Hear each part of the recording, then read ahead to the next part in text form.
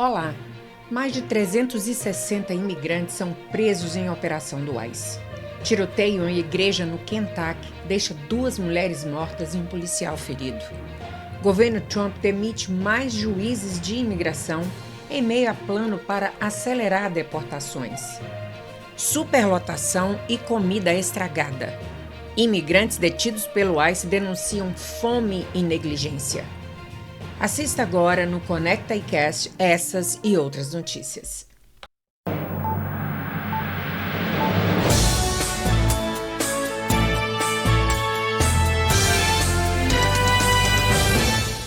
Superlotação e comida estragada.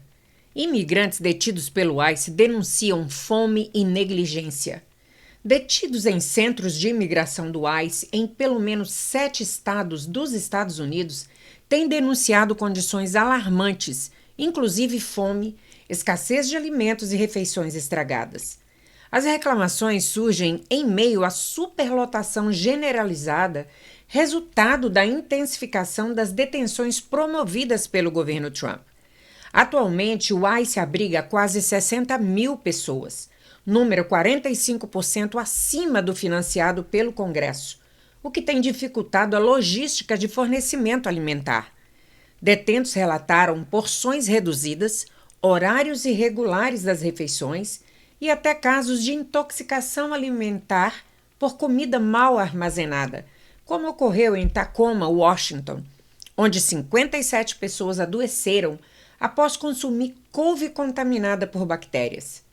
Os relatos incluem carne em pedaços minúsculos, alimentos mofados e atrasos de horas nas refeições. Um detento russo afirmou ter perdido peso por falta de comida adequada e uma venezuelana disse que o marido recebeu apenas 2 colheres de arroz por refeição durante a detenção no Texas. O problema se intensifica com a falta de supervisão. O escritório do Ombudsman de Detenção de Imigrantes, responsável por fiscalizar as condições nos centros, foi praticamente desmantelado neste ano, deixando os detidos com menos canais para denunciar abusos. Embora o ICE e o Departamento de Segurança Interna, o DHS, negue as acusações e afirmem que as refeições seguem padrões nutricionais rigorosos, advogados, ex-funcionários e grupos de defesa dos imigrantes dizem que as condições vêm piorando e que a falta de fiscalização permite negligência. Apesar das denúncias, o governo Trump aprovou o One Big Beautiful Bill, que destina 45 bilhões de dólares até 2029 para expandir os centros de detenção, com previsão de aumentar para até 116 mil leitos em todo o país. A situação tem gerado revolta entre defensores de direitos humanos e levantado sérias questões sobre o respeito às condições mínimas de dignidade dos imigrantes detidos em território americano.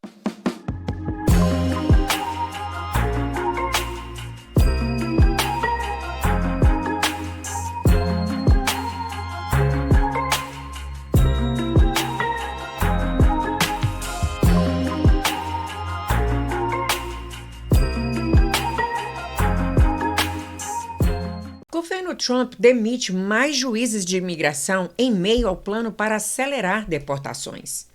O governo do presidente Donald Trump continua sua ofensiva contra os imigrantes ilegais nos Estados Unidos com uma nova leva de demissões de juízes de imigração.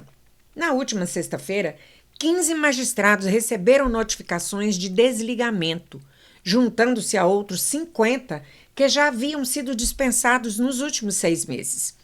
A decisão foi comunicada por e-mail, informando que os contratos seriam encerrados no próximo dia 22 de julho. Os juízes, todos ainda no período probatório de 2 anos, atuavam em tribunais de estado como Massachusetts, Califórnia, Nova York, Texas, Illinois e Ohio. De acordo com a Federação Internacional de Engenheiros Profissionais e Técnicos, o IFPTE, que representa os juízes de imigração, as dispensas aconteceram sem justificativas claras. O sindicato critica a medida, especialmente após a aprovação de um pacote de gastos do Congresso que prevê mais de 3 bilhões de dólares para o Departamento de Justiça, com parte significativa destinada à contratação de novos juízes de imigração. É ultrajante que, em um momento em que o Congresso autoriza 800 juízes de imigração, o governo esteja demitindo tantos magistrados sem motivo justificado, afirmou Matt Biggs, presidente do IFPTE. Com cerca de 4 milhões de casos pendentes nos tribunais de imigração, especialistas afirmam que as demissões podem agravar ainda mais o problema, além de levantar preocupações quanto à politização do processo judicial. Senadores democratas como Elizabeth Warren e Ed Markey expressaram preocupação de que a lealdade política e o não desempenho profissional estejam influenciando as decisões de permanência dos juízes. O governo Trump tem pressionado por decisões mais rápidas nos processos de asilo e deportação, inclusive sugerindo o uso dos juízes militares da Guarda Nacional da Flórida como substitutos nos tribunais de imigração. Com o cenário cada vez mais tenso e politizado, resta saber se o objetivo de acelerar as deportações será alcançado ou se os efeitos colaterais dessa política impactarão ainda mais o sistema judicial de imigração dos Estados Unidos.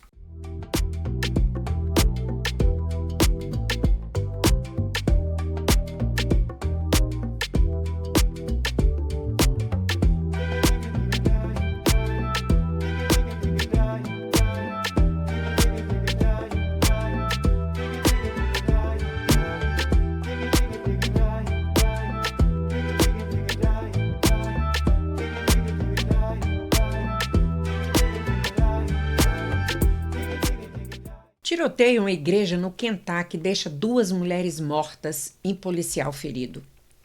Um domingo de fé e tranquilidade se transformou em tragédia no estado do Kentucky. Guy House, de 47 anos, foi identificado pelas autoridades como o autor de um ataque violento que começou com um disparo contra um policial e terminou com a morte de 2 mulheres dentro de uma igreja.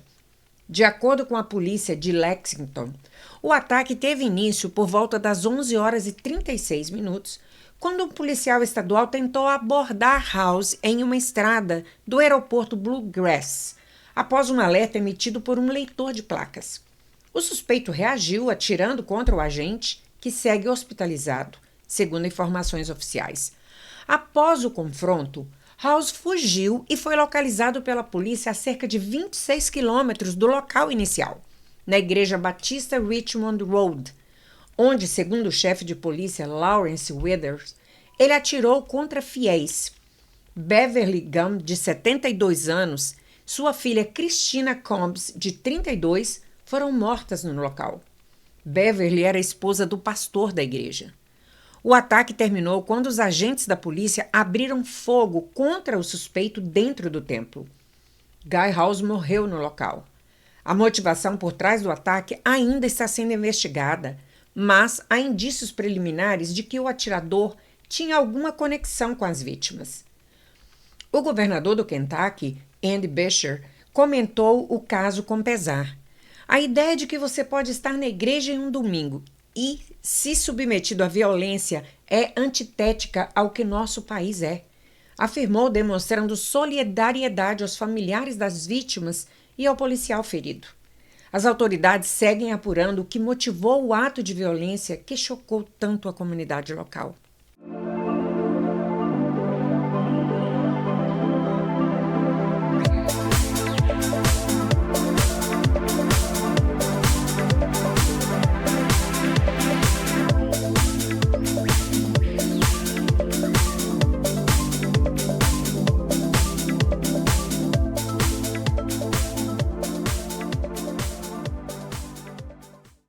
Mais de 360 imigrantes são presos em operação do ICE na Califórnia. Crianças são resgatadas e tensão política aumenta. Uma mega operação de imigração no condado de Ventura, na Califórnia, terminou com a prisão de pelo menos 361 imigrantes indocumentados e o resgate de 14 crianças, muitas delas em situação de trabalho forçado. O caso, que ocorreu em uma fazenda de cultivo de maconha em Camarillo, se transformou em mais um ponto de confronto entre o governo federal e autoridades democratas do estado. De acordo com Tricia McClain, porta-voz do Departamento de Segurança Interna, muitos dos detidos possuíam antecedentes criminais graves, como, por exemplo, sequestro, abuso infantil, estupro e roubo em série. 10 das 14 crianças encontradas estavam desacompanhadas e, segundo os agentes, podem ter sido vítimas de tráfico humano e trabalho infantil forçado. Durante a ação, agentes do ICE e da Patrulha de Fronteira foram alvos de agressões, enfrentando desde pedradas até tiros disparados pelos manifestantes que protestavam contra a operação. O FBI investiga o caso e oferece uma recompensa de $50 mil por informações que levem à captura do suspeito de atirar contra os agentes. A operação gerou forte reação política. O governador da Califórnia, Gavin Newsom, condenou o que classificou como táticas desproporcionais, afirmando que crianças foram arrancadas dos pais e expostas a gás lacrimogêneo. Já o deputado Salud Carbajal chamou a operação de exagerada e alertou que esse tipo de ação pode estimular mais violência. Em contrapartida, o presidente Donald Trump reforçou apoio aos agentes, dizendo que o ICE tem autorização total para se proteger e manter a ordem. Trump também acusou os opositores de demonizar a lei e a ordem e chamou os manifestantes agressivos de idiotas. A operação em Camarillo é considerada uma das maiores do atual governo e reaquece o debate sobre imigração, trabalho infantil e o uso das forças por autoridades federais em estados governados por democratas.